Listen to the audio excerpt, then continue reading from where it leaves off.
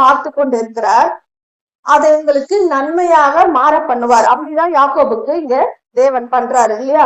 அவன் தீக்கு செய்ய நினைத்தான், எப்படியாவது இவனை ஓட்டாண்டி ஆக்கி அமுச்சு விட்டுடலாம், இவனுக்கு சம்பளமே கொடுக்க கூடாது அப்படின்னு அவன் கடைசி வரைக்கும் நினைச்சான்.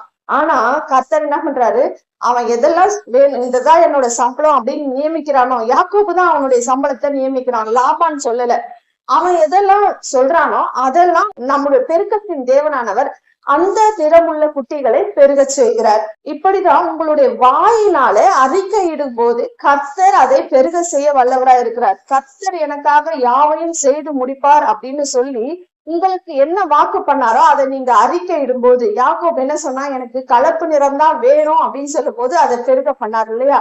புள்ளி உள்ளவைகள் தான் வேணும் அப்படின்னு சொல்லும் போது அதை பெருக செய்தார். அது போல உங்களுக்கு என்ன வேணுமோ அதை இன்னைக்கு நீங்க சொல்லி அறிக்கையிடும் போது, அதை சொல்லி இது எனக்கு